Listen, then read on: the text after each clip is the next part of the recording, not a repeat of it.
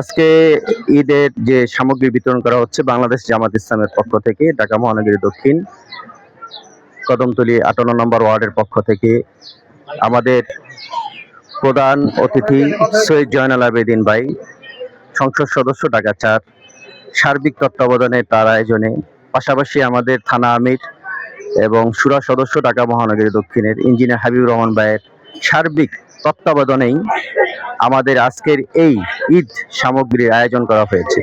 মূলত এটার মূল উদ্দেশ্যটা হচ্ছে ঈদের আনন্দটা ভাগাভাগি করে নেওয়া, মানুষের মাঝে যাতে আমরা আমাদের দাওয়াতটুকু পৌঁছায় দিতে পারি এবং আমরা একটা বৈষম্যহীন সমাজ চাই এবং একটা কল্যাণকর রাষ্ট্র চাই। সেই সুবাদে সম্মানের সাথে আপনি দেখতে পারবেন যে অনেকেই এই ঈদ সামগ্রী বিতরণে হুড়াহুড়ি করে, কিন্তু আমাদের সামগ্রী বিতরণে দেখবেন যে একটা ডিসিপ্লিন থাকে, একটা সুশৃঙ্খল বোধ থাকে। কারণ উই রেসপেক্ট দ্য পিপল, আমরা মানুষকে ভালোবাসি, সমাজের লোকগুলিকে ভালোবাসি এবং সমাজের লোক আলহামদুলিল্লাহ আমাদের প্রতি আশা করে। এবং আজকের আরেকটা উদ্দেশ্য হচ্ছে মানুষের কাছে একটা মেসেজ দেওয়া যে আপনার পাশের ঘরে দেখেন, একটু খোঁজ খবর নিয়ে যে ঈদের সামগ্রী আছে কিনা, যদি না থাকে একটু খোঁজ খবর নিয়ে আপনি একটু ব্যবস্থা করেন। আমি অত্র এলাকার ছেলে হিসাবে আরেকটা রিকোয়েস্ট করব, যারা বিত্তশালীরা আছেন অবশ্যই আপনার পাড়া প্রতিবেশী একটু খোঁজ খবর নেন, নিয়ে একটু ঈদের সামগ্রী পৌঁছানোর ব্যবস্থা করে দেন। আমাদের এখানে ঈদের যে মিষ্টান্ন আছে, লাচ্ছার সামাই আছে, চিনি আছে, দুধ আছে, যতটুকু একটা পরিবারের জন্য হয়, পোলাওর চাল আছে, আইটেম 6টা আইটেম আছে। বাংলাদেশ জামাত ইসলামী ঢাকা 4 আসনের 58 নং ওয়ার্ড কর্তৃক আয়োজিত আজকের এই ঈদ সামগ্রী বিতরণের প্রধান অতিথি হিসাবে উপস্থিত থাকবেন ঢাকা 4 আসনের সম্মানিত এমপি সাহেব জনাব সৈয়দ জয়নুল আবেদিন ভাই। আমরা আজকে আয়োজন করেছি সামনে ঈদ, প্রত্যেক গরিব ঘরেই যাতে ঈদের আনন্দ বয়ে যায় এবং তাদের সাথে আমরা যাতে আনন্দ ভাগাভাগি করতে পারি, এই উদ্দেশ্যকে সামনে রেখেই আজকে আমরা এই আয়োজন করেছি। এই আয়োজনের প্রধান মধ্যমণি ঢাকা 4কে যিনি একটি আধুনিক আসন হিসাবে তৈরি করতে চান, তিনি আমাদের সামনে এখনই উপস্থিত আছেন, সৈয়দ জয়নুল আবেদিন ভাই। তা আমরা মূলত বৈষম্য দূরীকরণের জন্য এই সমাজে যারা গরিব শ্রেণীর আছে, অসহায় শ্রেণীর আছে, তাদের সাথে যাতে আমরা ঈদের ভাগাভাগি করে একসাথে ঈদ উদযাপন করতে পারি, এই জন্যই আজকের এই আয়োজন। এখানে কি শুধু জামায়াতের নেতা কর্মীরা প্রাধান্য পাচ্ছেন না, সাধারণ জনতা রয়েছে? আলহামদুলিল্লাহ, আমাদের এমপি মহোদয় নির্বাচনের পর দিনেই ঘোষণা দিয়েছেন যে উনি এখন ঢাকা 4-এর সংসদ সদস্য। সেই হিসাবে আজকে এখানে যারা উপস্থিত আছেন, আমাদের দলীয় দৃষ্টিকোণ থেকে আমরা কাউকে স্লিপ দেই নাই, বরং সাধারণ মানুষ যারা প্রতিবেশী আছে, যারা গরিব শ্রেণীর আছে, একমাত্র তাদেরকে, সে যেই দলেরই হোক না কেন, আমরা সেই দৃষ্টিভঙ্গি সামনে রেখেই টোকেন বিতরণ করেছি এবং তাদেরকে আমরা ঈদ উপহার তুলে দেব। সম্মানিত ভাই বোনেরা, আপনারা আজকে এখানে এসেছেন মূলত এই কষ্ট দেওয়া, এটা কিন্তু ইসলাম পছন্দ করে না।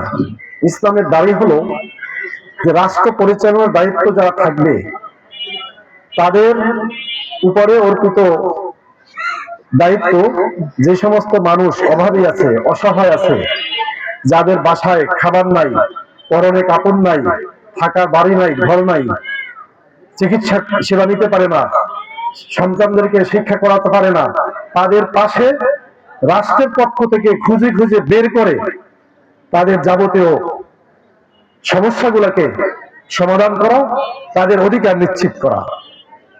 কিন্তু বাংলাদেশ এখনো তো সেই পর্যায়ে যায়নি।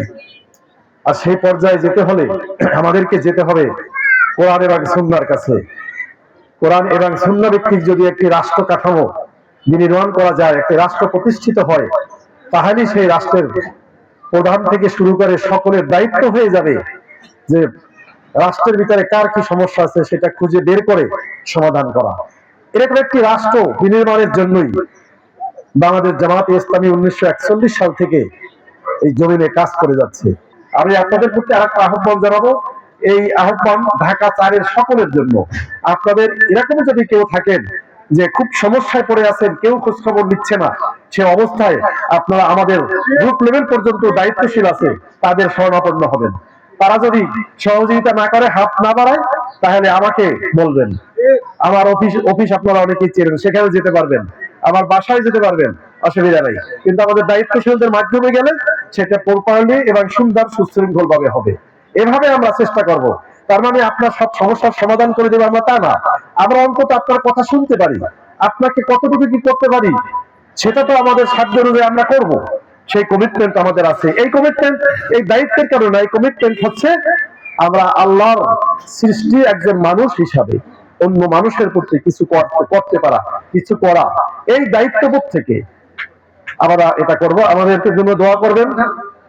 আমাদের শামসুল হুদা পলাশ, উনি আমাদের জামাত ইসলামীর পক্ষ থেকে 58 নম্বর ওয়ার্ডের কাউন্সিলর প্রার্থী, একজন উচ্চ শিক্ষিত, যিনি জগন্নাথ বিশ্ববিদ্যালয় থেকে ইংলিশে অনার্স মাস্টার্স করা এবং বিভিন্ন বিষয়ের উপর তার অনেক ট্রেনিং আছে। কিন্তু তিনি দেখলে মনে হবে কি যে এ মনে হয় মাদ্রাসায় পড়ুয়া একজন ছেলে, হ্যাঁ, এরকম দেখলে মনে হবে। তিনি তার সাধ্য অনুযায়ী তাকে আমরা ছেড়ে দিয়েছি 58 নম্বর ওয়ার্ডের মানুষের জন্য। আপনাদের পাশে দাঁড়াবে, আপনাদের খোঁজ খবর রাখবে, আপনারা যে কোনো বিষয় তাকে বলবেন, তার যদি কোনো ভুল দেখেন তাকে ধরবেন যে ভাই আপনি এই কাজটা ঠিক করেননি। এভাবে আমরা সংশোধন হয়ে সমাজের জন্য কিছু করতে চাই, সমাজের পরিবর্তন করতে চাই। সমাজের পরিবর্তন করার জন্যই আমাদেরকে এই এলাকার সেবক হিসাবে পাঠানো হয়েছে। তার জন্য আপনারা দোয়া করবেন, আর যে কোনো সমস্যার ক্ষেত্রেও তার কাছে বলবেন। তিনি পরামর্শ দেওয়া হোক, আর্থিক সহযোগিতা হোক, কায়িক সহযোগিতা হোক, যেভাবে পারেন তিনি যতটুকু সম্ভব সর্বোচ্চটা দিয়া কাজ করে যাবেন। আপনারা এই রোদের ভিতরে রমাদানের দিন আপনাদেরকে কষ্ট করে এখানে আসছেন, আপনাদেরকে দোয়া করছি জাযাকুমুল্লাহু তাআলা খাইরান, আপনাদেরকে উত্তম ধজা আল্লাহ দান করুন। আমাদের এই কর্মসূচি আজকের এখানে হয়তো উপস্থিতি 200 হবে, কিন্তু আমাদের টার্গেট কিন্তু আজকেরই এই ওয়ার্ডের উদ্যোগী প্রায় 700 লোকের কাছে পৌঁছা হবে। এটা শুধুমাত্র আজকে মানে এখানে একটা অনুষ্ঠান সর্বোচ্চ। আর আমরা রোজার শুরুতেও ইফতার সাহারি প্যাকেট সেটা আমরা বিতরণ করেছি। আমরা এভাবে যেখানে সংবাদ পেয়েছি যে অসহায় অথবা রোজায় কষ্ট হচ্ছে তাদের কাছে যাওয়ার জন্য চেষ্টা করেছি। সব জায়গায় পৌঁছতে পারি না হয়তো। সম্মানিত ভাই বোনেরা, আল্লাহ সুবহানাহু ওয়া তাআলা আমাদেরকে যে রমাদান দিয়েছে, রমাদানের যে প্রকৃত শিক্ষা সেটা অর্জন করে যেন আমাদের নিজেদের ব্যক্তিগত জীবনের উন্নতি অর্থাৎ তাজকিয়া নাফস, আত্মশুদ্ধি করতে পারি, এবং এই রমাদানের যে শিক্ষা সে অনুযায়ী যেন আমাদের পরিবার, আমাদের সমাজ বিনির্মাণ করতে পারি। আল্লাহর কাছে সেই তৌফিক কামনা করে আমি আমার কথা এখানেই শেষ করছি। আসসালামু আলাইকুম ওয়া রাহমাতুল্লাহ।